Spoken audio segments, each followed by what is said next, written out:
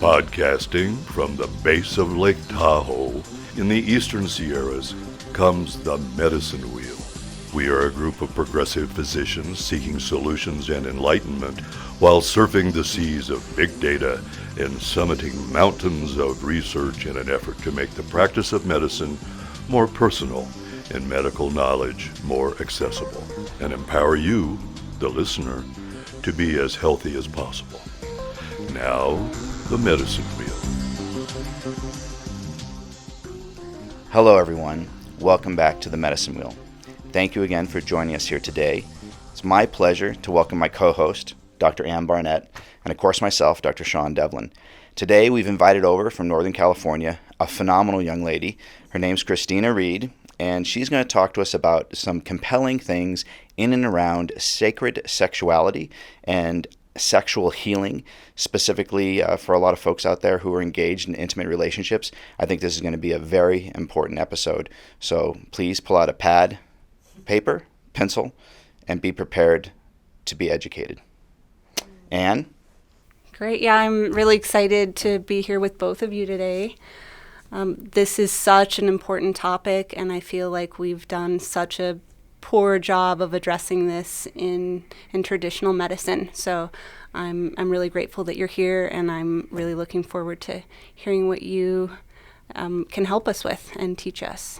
Thanks so much, guys. It's really great to be here on the Medicine Wheel. And yeah, I'm thrilled to be here addressing this from a medical angle, because this is something that we don't always get to speak on. And yeah, I'm really excited to tackle it from the safe sex angle and the medical side and the emotional side, and bring in some awareness. Great. I think we want to start off to learn a little bit about you. I think it's really important to understand your background, where you're coming from, and how you got into this field to begin with, and then we'll go into the specifics of the topic. Yeah, thanks for asking, Sean. So I'm Christina, and I do live in Northern California, up in the Redwoods, right on the coast. It's super beautiful. I live in Humboldt County, where there's like a lot of hippies and nature folks. I'm one of them. So when I'm not immersed in my practice, I'm very much running around, hiking and playing in the trees and on the beach, and yeah, very much getting lost in Mother Nature. So that keeps me grounded and connected to the earth in all my practices. And the way I got involved in sacred sexuality is it's just always come really easy and natural for me. Anything around sex and relationships. My family was a very open and sharing family. I didn't grow up under strict religious dogma we just kind of grew up in an open, sharing household. So I think, I didn't have that like restriction from a young age put on it. My grandmother shared everything with me about her sex life and and her body. My mom and dad didn't hide their sex life from me. So I was just naturally always kind of really comfortable in this field. And through the years, as I grew into the healing arts and becoming a healing arts practitioner, I started to discover that this was kind of one of my like common areas of interest that people just naturally sought me out for. It seemed like they felt comfortable with me and felt safe. And I'm a little funny and sassy about it. So I just started helping people heal with their sexuality. So, Christina, may I ask you what is sacred sexuality? Because we've already used that term, and it'd be great to know how you would define that. Yeah, thank you. That is, a lot of people do ask, like, what is sacred, especially with all the religious dogma out there today. So to me, sacred sexuality is just applying mindfulness and intention into your sex practices. So whether it's someone you're having sex with for one night or for the rest of your life, it's just bringing in a level of like intention and awareness and mindfulness around the act, around the engagement, around the relationship, and adding in conversation and adding in some of the extra steps that maybe we haven't always done with sex. Instead of it just being a physical act, it actually becoming an emotional act and an intellectual share and a full body experience so that all of you can be present. Fantastic. Talk to me a little bit about how you facilitate in this sexual healing and or sexual therapy, and technically I guess in some ways you're basically a sex therapist, and you do so from a unique space. I know a lot of sexual therapists who are out there who are more dogmatic and sort of less maybe intentional at times. And you've shared some things with us in the past that give your approach a little more depth than I've heard about in the past. Can you talk about that? Well, thank you for thinking I have depth. I appreciate that. Yeah, so my approach is probably fairly non-traditional.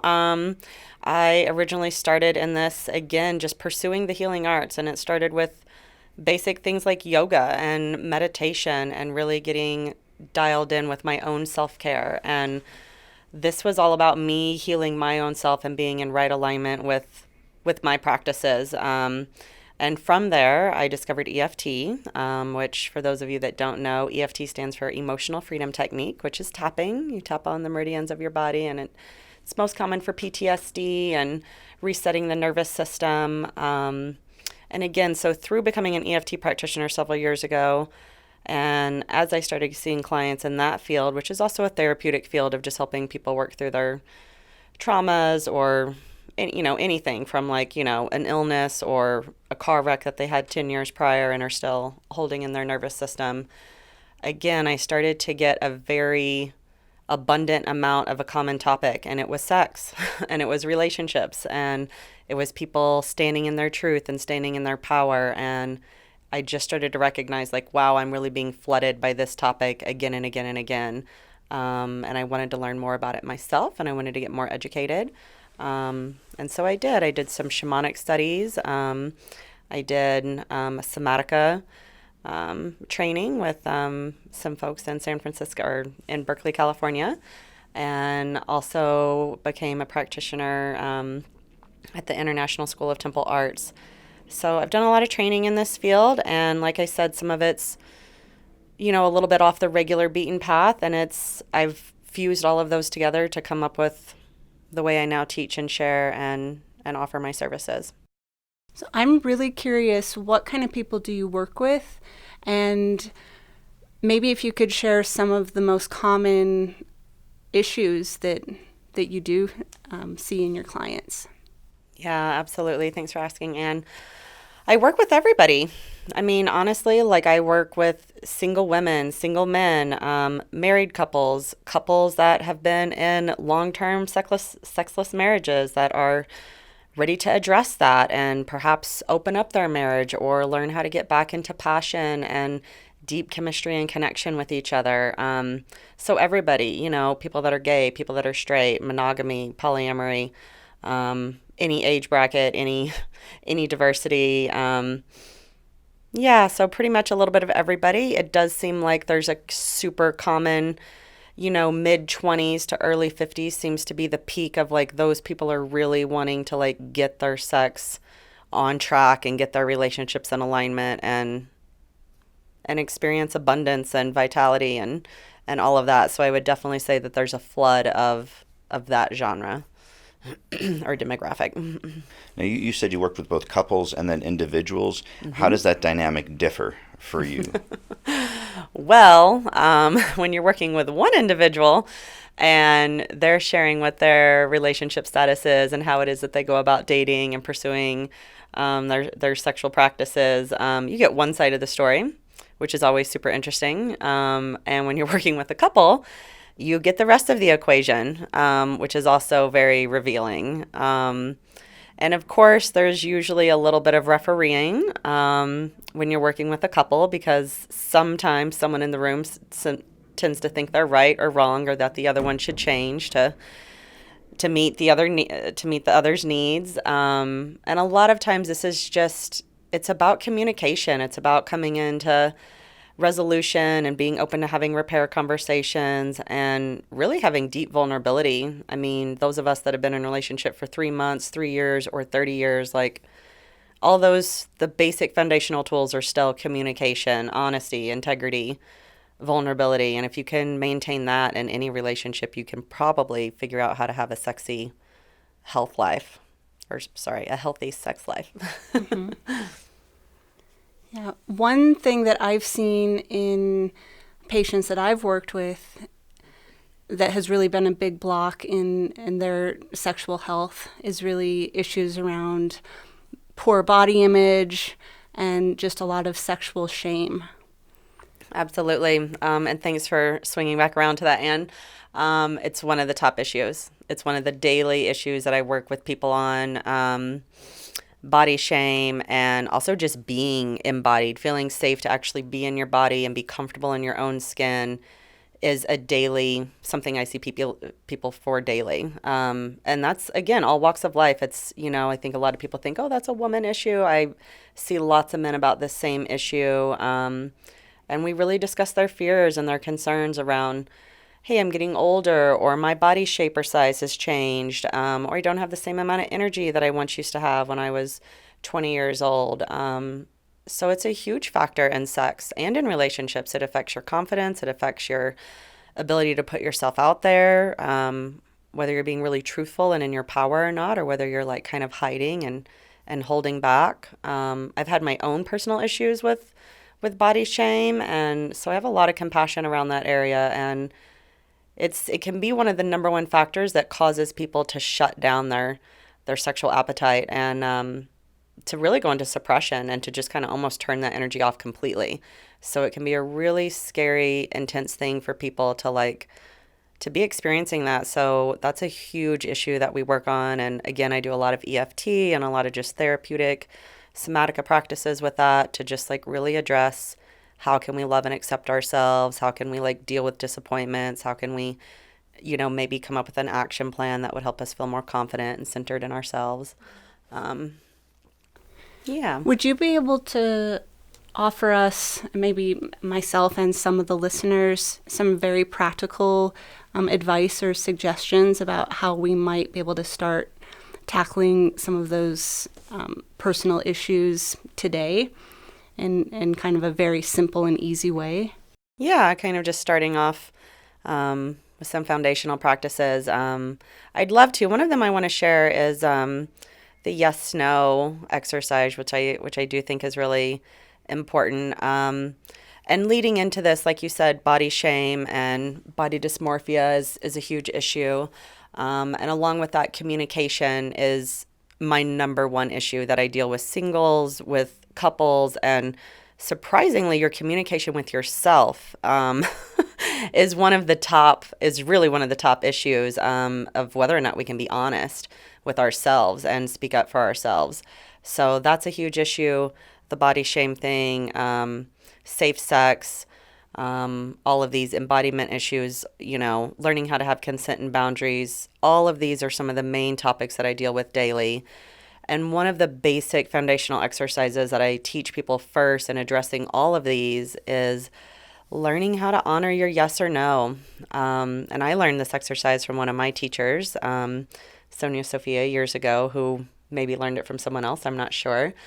But it's something I use daily, and it's really knowing your inner yes and your inner no. And I'd love to, do you guys want to try it right now? Absolutely. Just to have a little practice? So what we're going to do is I just really recommend that everybody just kind of close their eyes and get nice and centered in your body. Maybe even take a deep breath through the nose and exhale out the mouth.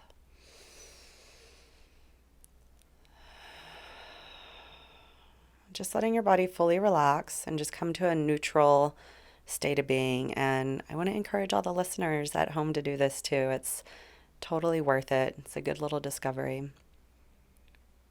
Maybe one more deep breath.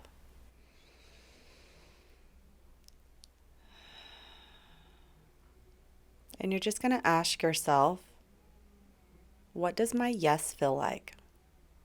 And this is just an internal, energetic question. So just ask yourself, what does my yes feel like? I want to feel my yes in my body.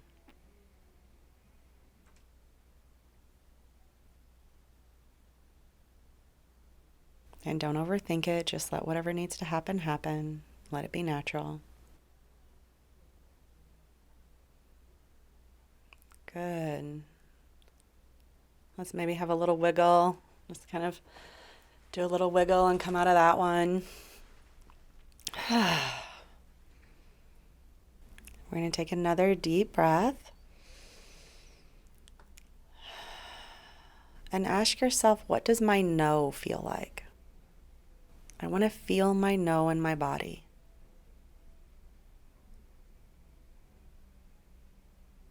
And what's it like to experience my no?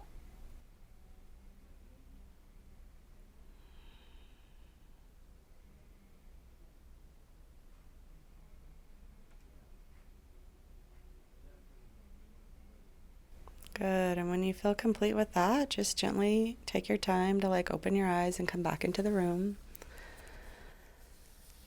And I'm curious, because I've done this hundreds of times, but did either of you, Sean or Ann, have an experience? Did you feel anything when you leaned into your yes or your no?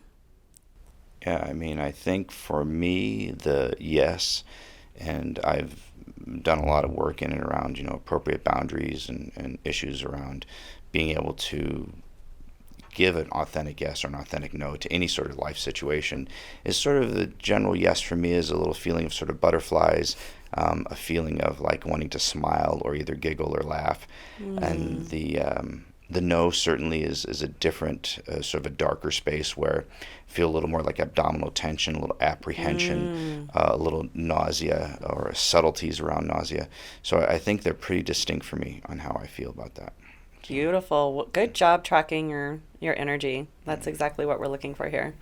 Anne, did you have any situation? I did. I also had I experienced a clear difference between my yes and my no. My yes was more of a lightness feeling up in my head, actually going up through my scalp. And my no was more of a contraction, and it was also in my abdominal region. Beautiful.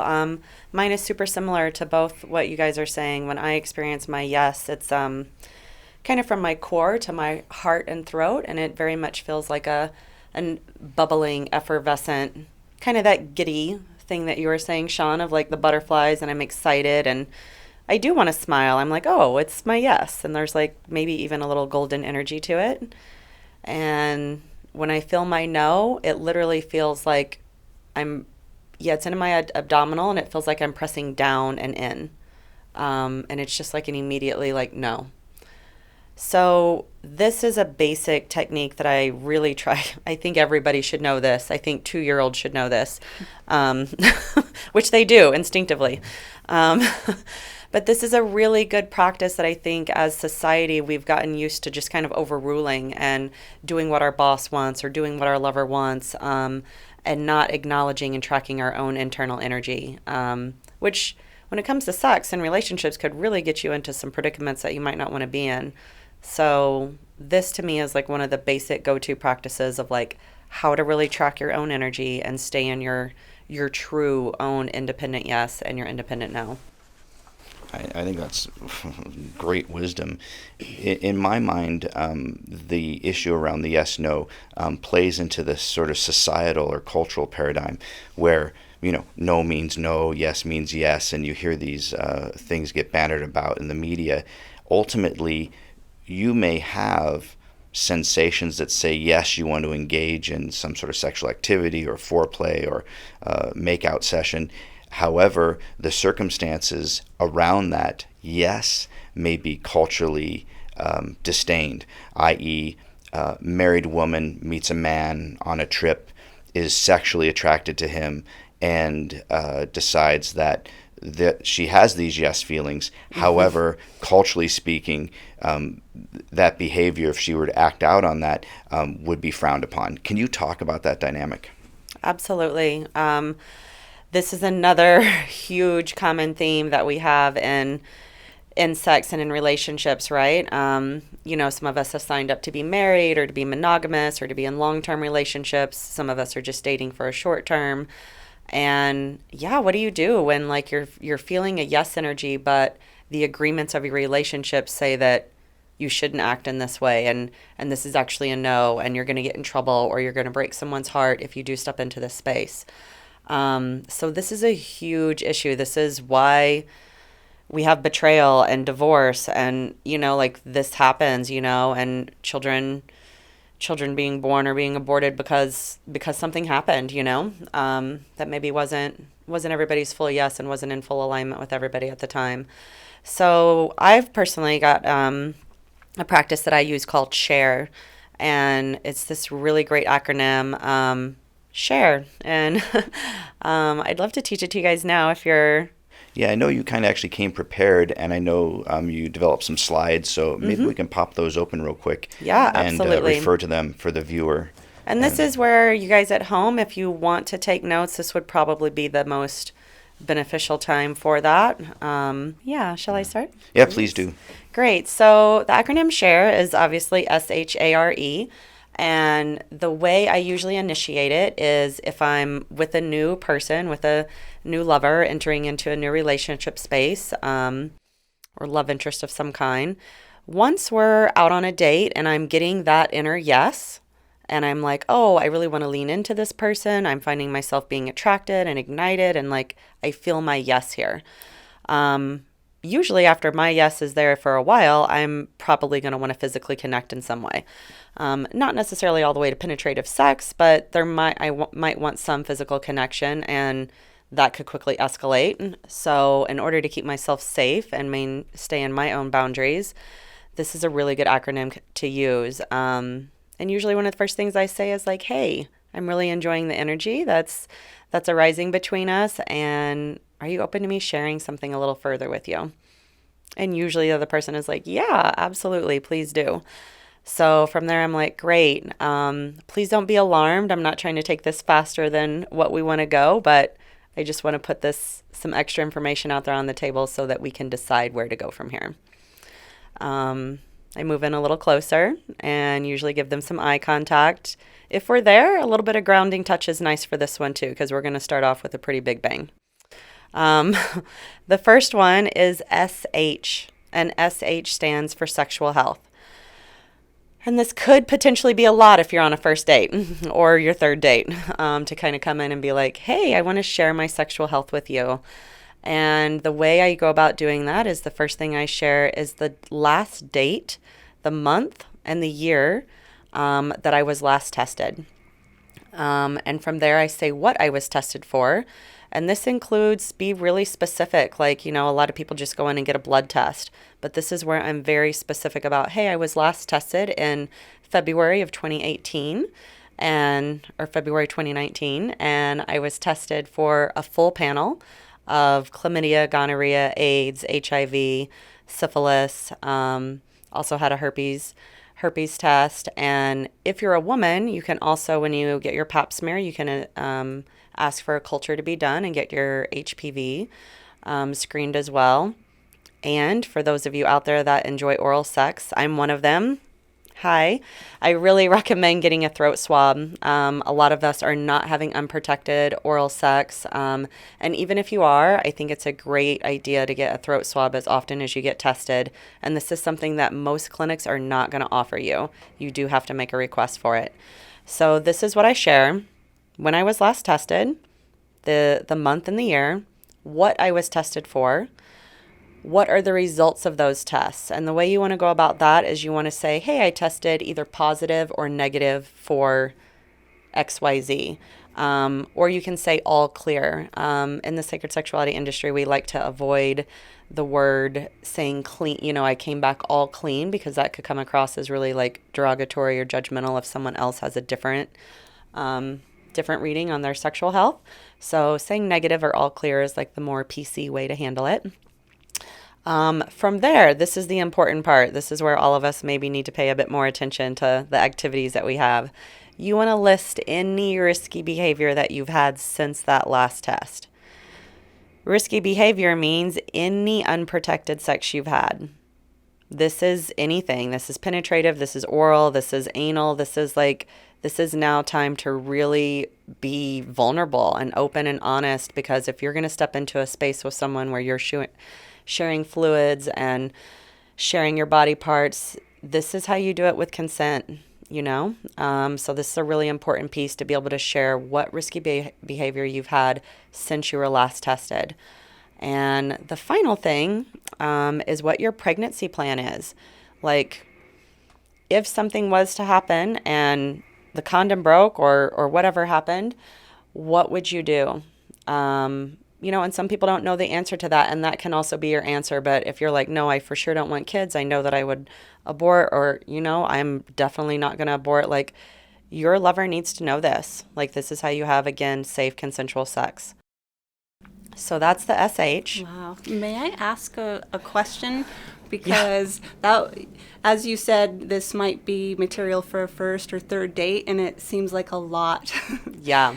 I was just going to recommend that we take a deep breath, because that's like it's a big share. It's a really big, vulnerable share to like, wow, we've had dinner twice and went to a show, Right, and we've now discussed our pregnancy plan. Yeah. Mm-hmm. It's a lot.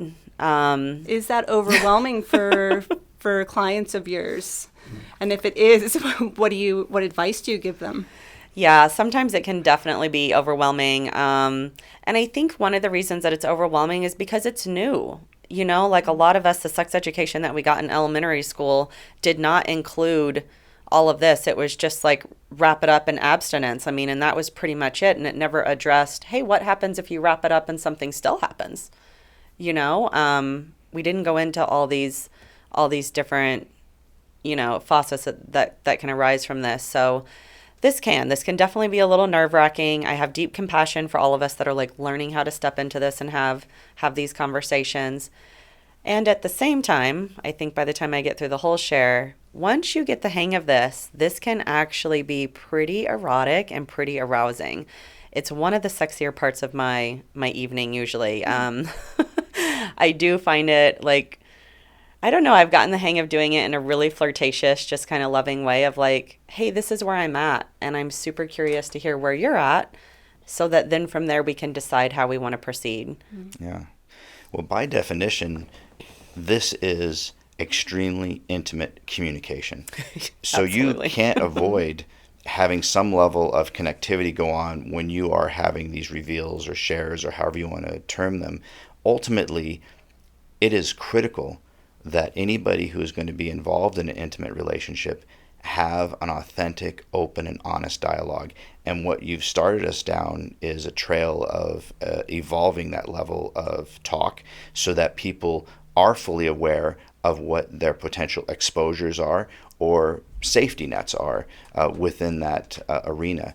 Your ability to give and receive that information, I think, is critical, especially if you're going to go to those depths of connection. So just this little piece you shared, in all honesty, as a physician, can be life-saving, period. Yeah. You're talking about people now having a choice around whether or not to have intimate contact with another person who may be carrying a life-threatening illness. And or you might be exposing somebody to something that you want to protect them from. And if there's a true level of caring and love and connectivity, then that needs to be done. And no matter how that's received, I don't want to ruin the flow, but I also want to explore this topic, is what happens with your clients when you see that one person say, hey, listen, I have, whether it's HIV or HPV or HSV, I have some communicable disease and the other does not. And how do you counsel folks on receiving that in a compassionate way so that you don't either hurt or harm or shut down this other person that can really scar them? Yeah, thank you. That is also a big, huge topic for this day and age. This is something that a lot of us are facing. If you're not in a long-term monogamous relationship, chances are that at some point you are going to be matched in a situation where one or more of your partners has a different sexual health reality than what you do. And it's super important to know what your boundaries are around that. So that's where I start. I start with counseling them on, again, what is your yes and what is your no for you and your body and your health. And then, okay, now how are we going to communicate to this person that you do love about and that you do care about? Because, a lot of us could easily get the deer in the headlights and become shocked and want to back up and pull away. And that can be so hurtful to the person that was just really open and really vulnerable and just bared all, and that could cause them to want to contract and not be as open and honest next time. So it is a really delicate dance, and a balance. And there's going to be another technique that I teach us just a little bit later in the program that really addresses the fears that come up in sexuality and relationships. And that's one of the things that I teach the clients. But first we explore how they feel. We give them permission to feel how they feel. You know, it's okay that if you're feeling protective and you're like, wow, I'm in love with this person and I really want to share, I really want to share in this way. And this is my hard boundary. Like, this actually doesn't feel safe for me and I don't know what to do. And then that's again where I come in and try to find, we try to find your yes in it. Is there a yes anywhere? Like, do we need to put in just some very specific boundaries of like, yeah, we can have a really solid makeout, but I'm not open to any genital touch. And, there are ways to have safe sex and still have a connection with somebody and not compromise your own boundaries or your health. And it's just empowering people to do it. I think a lot of people don't think that that's even an option, unfortunately. Well, I guess we'll continue on the S.H.A.R.E acronym. And Yeah. Why don't we pull up the A? Everybody's doing good. We made it through the big one is the S.H., honestly. Sure. So everybody please practice that again and again at home because it is the biggest, most vulnerable one. Yeah, and I think a life-saving one, absolutely. Yeah, life-saving is well stated for sure. So from sexual health, we move on to the A. And A stands for your ability to be embodied and present. And what this means is this is like, how available are you right now? Like how available are you to be really present and fully in your body? So the first question I have people answer is, how much energy do you have? On a scale of 1 to 10, 0 to 1 being I'm wiped and I'm dead and need to pass out, 10 being I have a full tank of gas and I can go all day for hours. This is just a general energy check-in. Where are you on your energy scale on a scale of 1 to 10? And it's like, oh, I'm at a 7. I've been at work all day. I worked 8 hours. I'm a little hungry and I'm delighted to be here with you now and, want to give as much energy and attention to you as I can. That's an honest answer, of like, I'm a 7 out of 10. The next space that we go into is, have you had any substances? This includes everything. This includes that cold beer that you had after work or the glass of wine that you had when you got home while you were making dinner. Have you had any substances? If so, when? What did you have? And how much? And this is across the board for everything. This is everything legal and illegal. This is, again, how we stay in consent with sex. So it's like, did you have any wine? Did you have any marijuana? Did you have psychedelics? Are you on prescription medications? Like, any of these things that could alter your mood need to be spoken to, and it needs to be like shared. So it's like, yeah, I'm at a 7 out of 10 on my energy scale. I've had 1 glass of wine and I'm working on my second as we speak. Great. Thanks for sharing, right? The final question with the ability to be embodied and fully present is, are you under any emotional distress?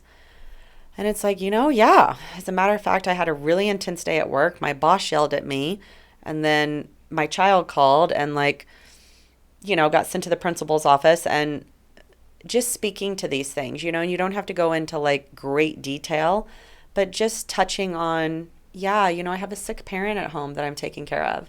So there is a little bit of that. This, again, lets everybody know, whoever you're sharing with, your lovers or whatever it is, it just lets them know where you're at. Lets them know where you're at, one, physically in your body, what your energy level is. Are there any substances in you that could alter your mood? And also, where are you at mentally and emotionally? Like, how available are you to share heart space and intellectual space? So I think this is also another really good thing to tune into that we rarely ask each other. Yeah, I think this is so important and really so vulnerable if you're going to tell someone, hey, I'm struggling with depression, I'm on antidepressants.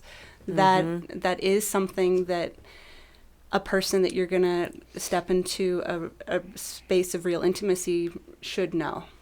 Absolutely, and you just nailed it.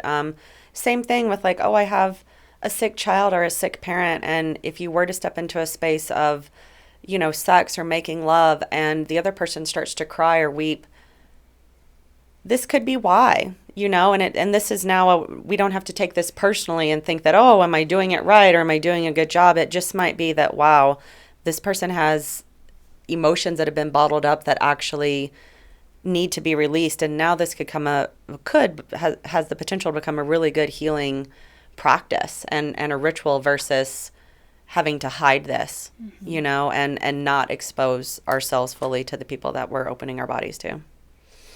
Yeah, and it also gives us a baseline for maybe decisions, and going back to that yes-no dynamic, because if somebody's had a hard day, if somebody's not in that mental, emotional, spiritual space to have intimacy, then there's a dialogue around that so that the partner doesn't feel rejected or, shoved away in the process. I think this is another level of deepening that connection so that whatever shared intimacy takes place, it's appropriate and everyone's on the same page. So that's excellent. So thank you. Yeah, you said it perfectly, Sean. It gives you choice, right? Because if you're the person that has a 10 out of 10 energy-wise, and in comes your partner that says, I'm almost wiped. I'm at a 5 out of 10, and yeah, I'm exhausted. I had a really tough day.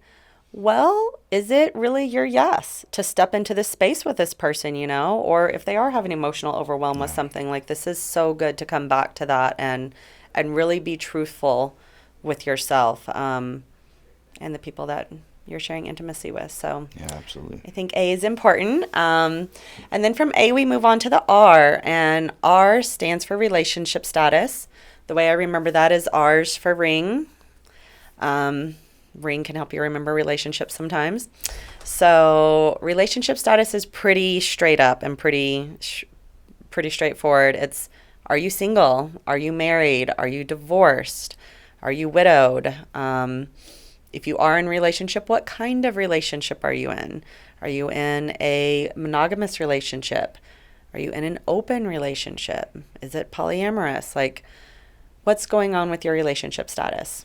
Once people then share this with me, there's two of them. If someone says that they're divorced, I always inquire just a little bit further just to make sure. And again, I listen to my inner yes and no to track truthfulness and integrity. But I always ask when did you get divorced, and how are you doing since that? Because that's one of the most biggest transitions we can have.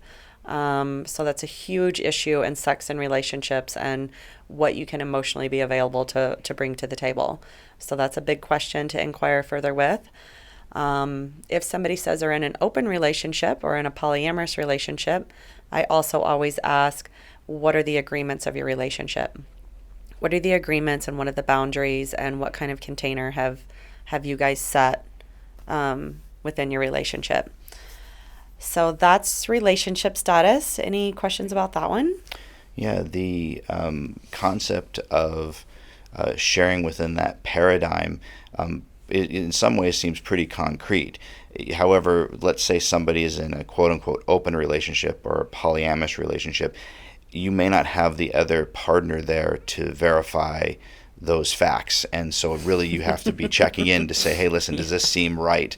And then the same thing goes with divorced and or separated. Because there's a portion of folks that are legally separated, and they are no longer either living with their spouse or with their partner. So therefore, that's another opportunity for clarity. And ultimately, this is just another layer of the onion, trying to get to what the facts are so that you can make decisions around that. But yeah, I think you do have to sort of take their word for it around some of these other issues, whether it be polyamory or openness of a relationship. So I mean, this is interesting for certain because I think a lot of folks, culturally speaking, have sort of grown up or are embedded in the model that says, hey, listen, are you married? No. Are you single?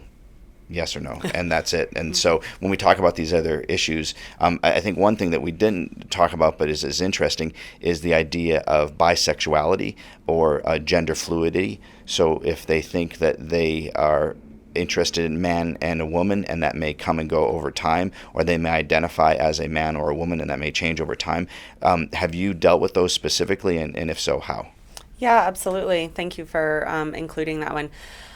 That's another piece that we do weave into this. Usually, sexual orientation and sexual preference can either come in the SH, kind of the sexual health part, or right here at the relationship status. This is another good time of like, hey, I am bi. I'm bisexual, or I'm queer, or whatever your status is, or I don't know. I'm super fluid and I love everything, and everything's on the sexual menu, which is kind of where we're at in 2019. Like, similar to you, Sean, when I grew up, like it was pretty straightforward. You were either married or you were single, and you were either in monogamy or not. And that's just not the case anymore. Like, there is just there's thousands of different sexual constellations and equations out there that I'm still, I'm in this industry and I'm still blown away sometimes by the arrangements that people have figured out to work for themselves. And it's fascinating. It's honestly fascinating to see how we've learned how to love more than one person. So no judgment on whatever it is your preference is. And absolutely learning how to share it and learning how to just own it and speak to it and be like, yeah, I'm in a relationship with a man, and I also love to sleep with women or whatever it may be, and just really learning how to share that and be open about that. Right. Again, information and communication, critical. Mm-hmm. So, you want to step over into the E? Yeah, I think this actually leads in very well to our last letter, which is E. Yeah, we're almost there.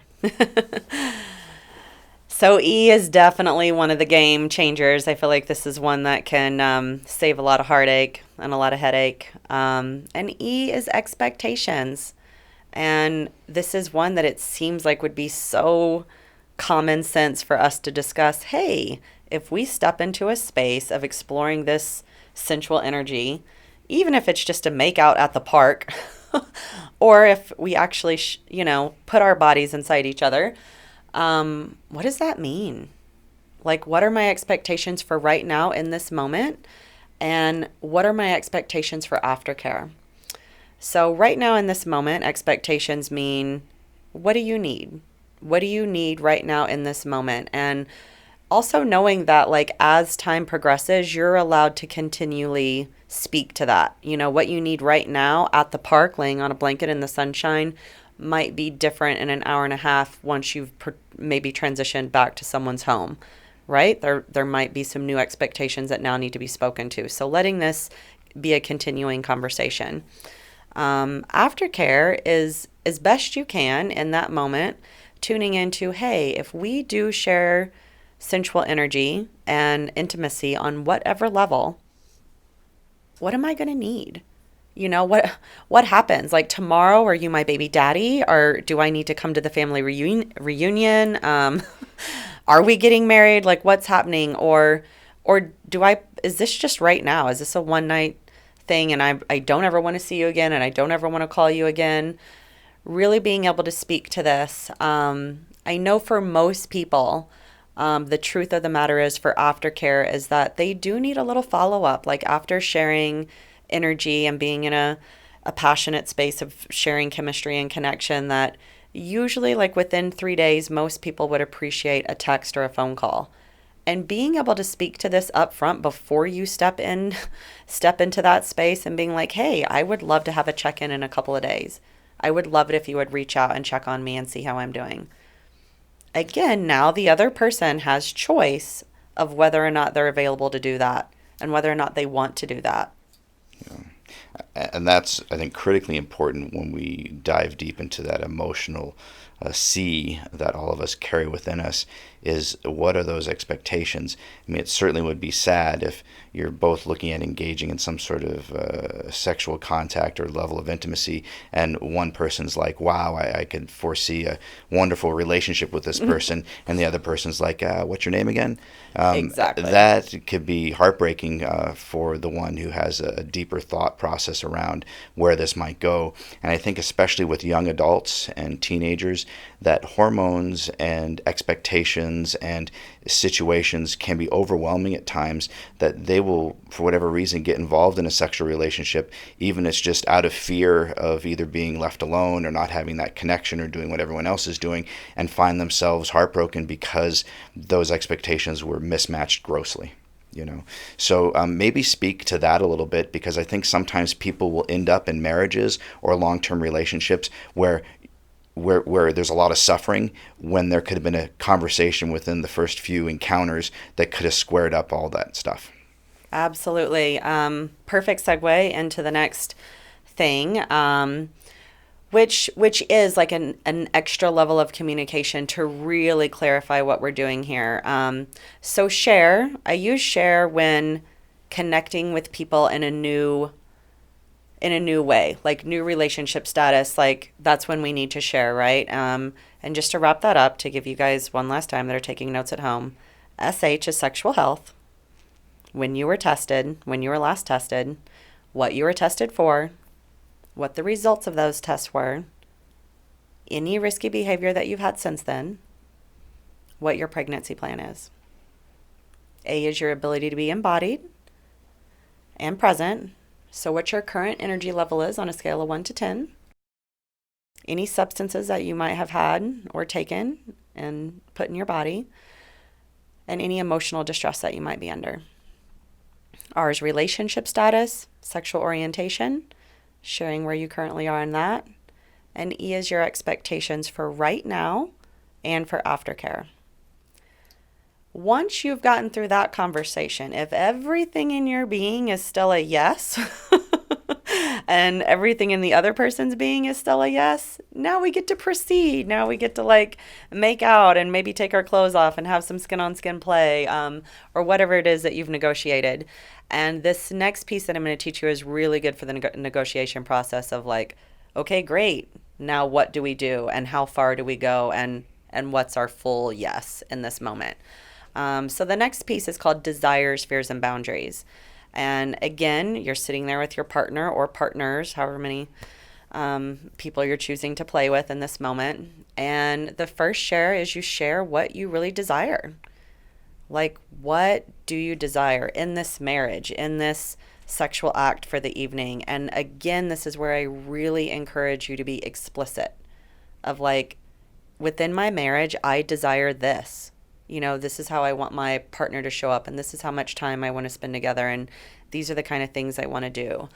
And same thing with like, hey, I want to take you home tonight, and I want to like put you in my mouth, and I want to taste you and explore pleasure. Like being very specific, I think, is helpful. Like speaking in like ethereal terms of like, I just want to connect, and being very specific. How do you want to connect, and what are you ready to do right now in this moment?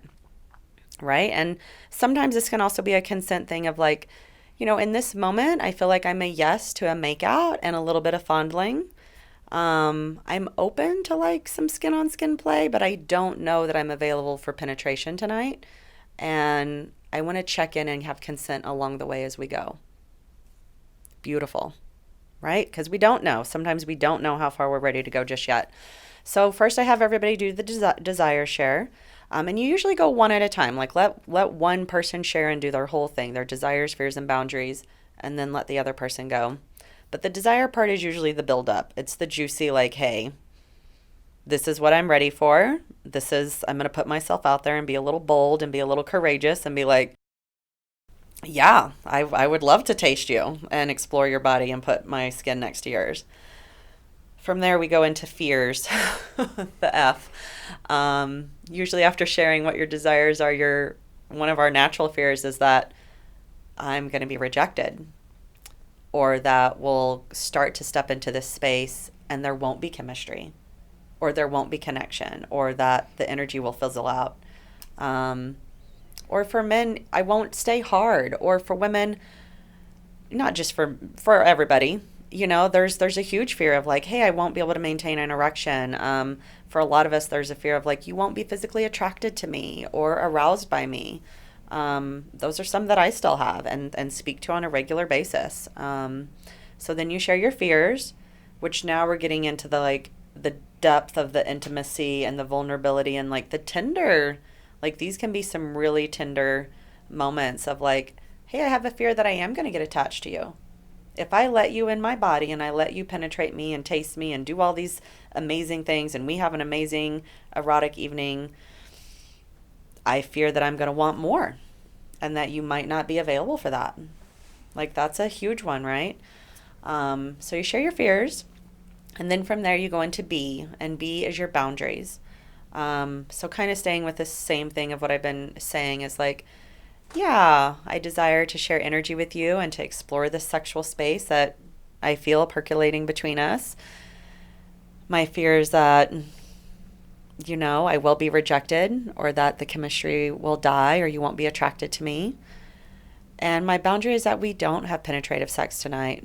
My boundary is that we have a safe word and we check in along the way.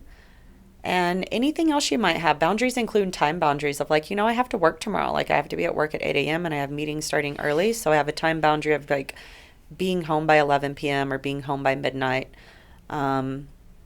Anything like boundaries really include like space. Do you want this person to sleep over at your house? I have a boundary that you go back to your place when we finish this. Like, these are important things to share. Any time boundaries you might have, any sound boundaries you might have. A lot of people have children or others, if you have roommates or other people that you're cohabitating with, like, that's another thing to discuss. Absolutely, your safe sex boundaries. Having a safe word, I think, is absolutely an excellent idea. In anything. So that's a great thing for boundaries. And then other really simple things about like how you want to be touched. Like, I have a boundary around spanking, like I want to be spanked medium to firm, but my hair pulling boundary is like soft to medium. And I'm super open to being choked, but I don't want to be bit at all. These are boundaries. And again, like, that's maybe a bit more extreme and and graphic for some of us, but some of us are really into some kinky play and into some touch and into rolling around like that. And it's good to know, because in the heat of the moment, if someone spanks you too hard or pulls your hair too much, it can absolutely kill it. And, one of us could get very offended and pull our energy back and feel really violated. So it's just good to discuss this stuff up front. And it can be so hot to be like, oh, this person's open to being spanked and having their hair pulled. That's good to know. Well, you brought up a very good point about a safe word. And I think in prior conversations, we talked about what that word should be versus, no, leave me alone, or you disgust me, or, help, I'm out of here. You used a different word that was very neutral and very receptive for your clients. And can you talk about that? Oh, can I just add to that before you share that with us? In the past, I had this notion of a safe word only being appropriate for extreme situations, like you were just talking about a little bit. But after hearing you talk, it sounds like it can actually be used in a variety of situations. Is that right? I think the safe word can be because you're starting to get into a heated argument. You're at your parents' house at Christmas and you need to whip the safe word out to like get your partner to rescue you so that you can go outside and get some fresh air. I recommend everybody have a safe word for everything. You and your girlfriend go out, anything like that. I think it's a really good thing to have. And one of the words that, and you can come up with anything. I've got some silly ones that you're welcome to use. One is marshmallow cream puff. Pineapple juice. Those are just like some specific safe words that I use. But the one that you're referencing, Sean, that I think is a really good universal one for like just kind of like beginning into this, learning how to start into this realm is pause. Like the word pause, like really being able to just like no matter what age bracket you are or what your demographic is, really just being able to be like, I need to pause. And I use the pause all the time. Like sometimes I use the pause like right in the middle of a really heated, passionate lovemaking session because I want to pause. I don't want it to stop. I just want to like stop and just kind of soak into each other and like put our hearts together and come into a place of breath. And that pause escalates the energy, right? So you can use it in that way. There's also the pause that like, I need a minute. I need us to separate our bodies. I need to step out. I need to go to the restroom. I need to get fresh air. I need to tune back into my own energy and see if I'm still a yes or if my no is present. Pause is huge. And I think pause, sometimes being able to say the pause, because no can be really scary for the person hearing no or for the person that has to say no. It can feel very, very scary. It can be very tough to get yourself to like be able to articulate that. For the other person, it can create worry or stress or accusations or, there's all this stigma around the no. And at the same time, no is a complete sentence. And if you need to say no, then I absolutely encourage you to say no. And if you're unsure and you don't know whether you're a no or a yes, I think pause is a really great alternative. Last night you also said something that I really liked. You said that no can be celebrated. Absolutely. And I really liked that.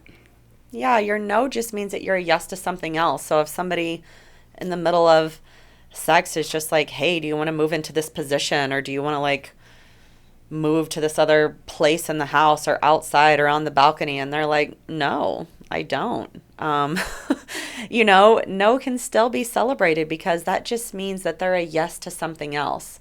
So sometimes really being able to negotiate and find the other person's yes. Of like, no, I'm a no to anal, but I'm a yes to this, or I'm just really, it can be a exploration and a discovery process, and it can be really sexy and juicy if you can kind of just stay in that flirtatious moment of like, okay, I hear your no.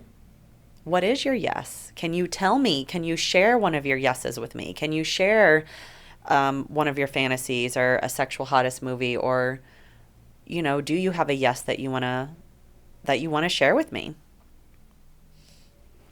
This is awesome. I think your take on sacred sexuality is very unique in the sense that it is multi-layered and multi-dimensional, and just in the short time that we've talked has proven to me to possess so many tools and applications for anybody out there who's going to engage with another person almost on any level.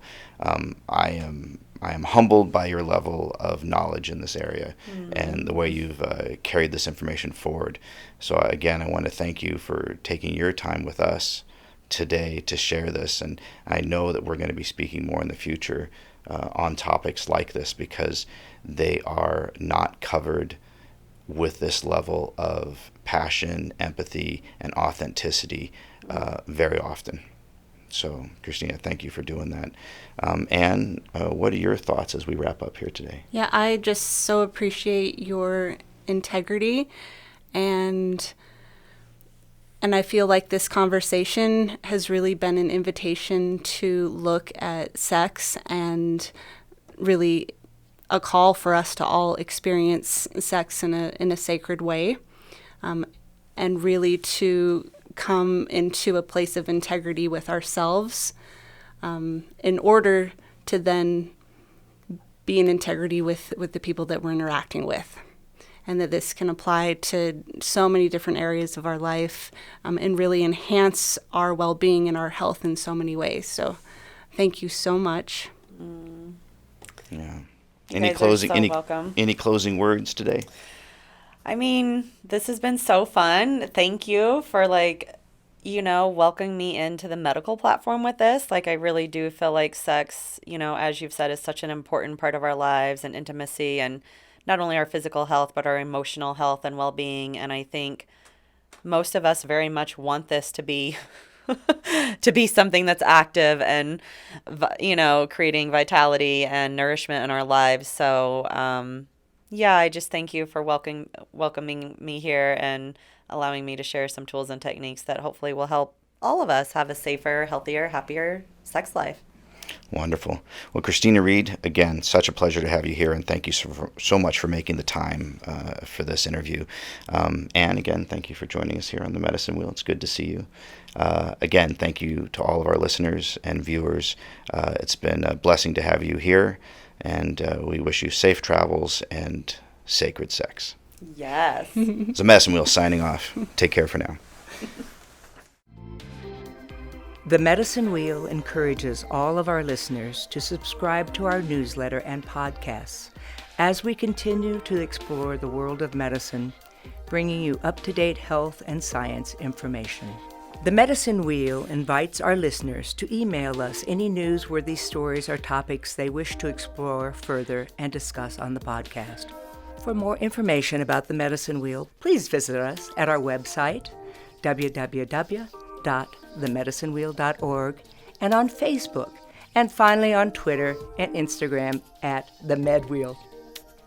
In an effort to support access to integrative medicine and functional medicine options for those in need and education for those who need information, please consider donating to Project OmCare, 501c3.org. Please go to our website, www.themedicinewheel.org, to learn more. Thank you again to all our local sponsors, Grateful Gardens, Lighthouse Coffee, and Dorinda's Chocolates, which represent some of the best organic and appetizing options in the Reno, Tahoe area. Lighthouse Coffee Shop is a proud sponsor of the Medicine Wheel. We are a family-owned and operated local coffee shop. Our goal as a business and a family is to cultivate community wherever we are. All of our coffee is ethically sourced, organic, and farm fresh. It's roasted in-house daily, guaranteeing you access to the freshest cup of coffee on the planet. We care deeply for our community and everyone in it. We strive to provide you with the best ingredients and most comfortable environment. Come and enjoy coffee with us. We are family, and we would love for you to be part of it. Gerber Medical Clinic is proud to support the Medicine Wheel and medical education to improve health quality, nurturing the lifestyles of our listening community, enhancing wellness for all. Thanks again to Wired Insights and their talented team for making our podcasting dream possible.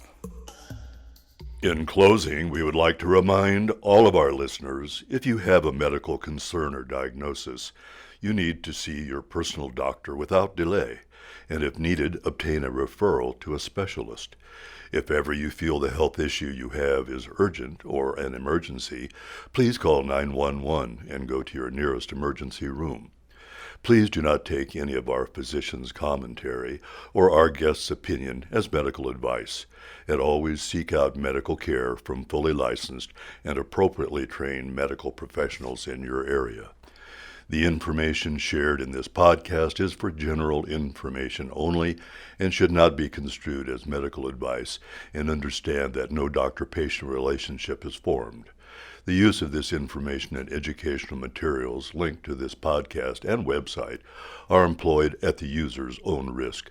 The content of this podcast is not meant to be used as a substitute for medical advice, diagnosis, or treatment. This is the Medicine Wheel signing off for this week with a reminder to live, love, listen, and learn.